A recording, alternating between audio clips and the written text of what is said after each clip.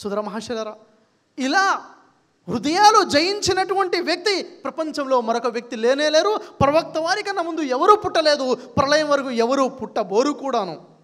ఎందుకని ఇంత ఖచ్చితంగా చెప్తున్నాను? అనేక మంది ప్రవక్తలు వచ్చారు కదా, అనేక మంది ప్రవక్తలు హృదయాలు జయించడం కోసము అనేక కష్టాలు అనుభవించారు కదా అంటే, లేదు, ప్రవక్త ముహమ్మద్ వారు ఏ విధంగా అయితే హృదయాలు జయించారో ఆ విధంగా ఏ ప్రవక్త హృదయాలు జయించలేదు.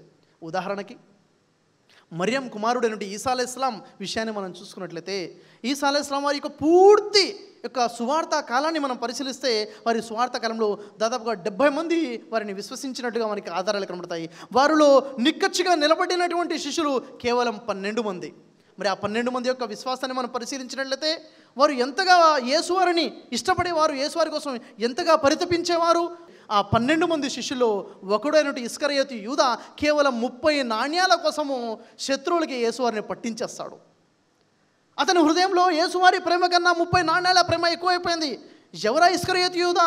యేసువారి ప్రధానమైనటువంటి శిష్యుల్లో ఒక శిష్యుడు, యేసువారిని అనుసరించేటువంటి శిష్యుడు. మిగిలిన 11 మంది శిష్యుల పరిస్థితి ఏమిటి అంటే, బైబిల్ని మనం పరిశీలిస్తే తెలుస్తుంది. యేసువారిని శత్రువులు పట్టుకున్నప్పుడు మిగిలిన 11 మంది శిష్యులు కూడాను వారి ప్రాణాలు రక్షించుకోవడం కోసం పారిపోయారు. యేసువారికి ప్రాణం పెట్టడం కోసం ఏ ఒక్క శిష్యుడు కూడా నిలబడలేదు అక్కడ.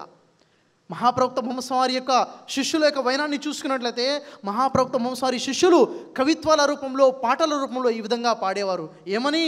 మా మానమర్యాదలు మా ప్రాణాలు, మా పితామహుల యొక్క ప్రాణాలు, మా పితామహుల యొక్క మానమర్యాదలు, మా తాత ముత్తాతల యొక్క ప్రాణాలు, మా తాత ముత్తాతల యొక్క మానమర్యాదలు ప్రవక్త ముహమ్మద్ సల్లల్లాహు అలైహి వారి ప్రాణాల మానమర్యాదల రక్షణ కోసము డాలుగా మేము ఉపయోగిస్తాము అని కవిత్వాల రూపంలో పాడేవారు. మా ప్రాణాలకు ఏమీ విలువ లేదు, మహమ్మద్ ప్రవక్త వారి ప్రాణాల ముందుగా మా మానమర్యాదలకు ఏమాత్రం విలువ లేదు, ప్రవక్త వారి మానమర్యాదలకి ముందు అని చెప్పేసి ఇలా లక్షలాది మంది ప్రవక్త వారు అంటే తమ జీవితాన్ని, ప్రాణాలను అర్పించడం కోసము సిద్ధమయ్యారు. ఈ విధంగా మహాప్రవక్త వారు ప్రజల హృదయాన్ని జయించారు. సోదర మహాశయులారా,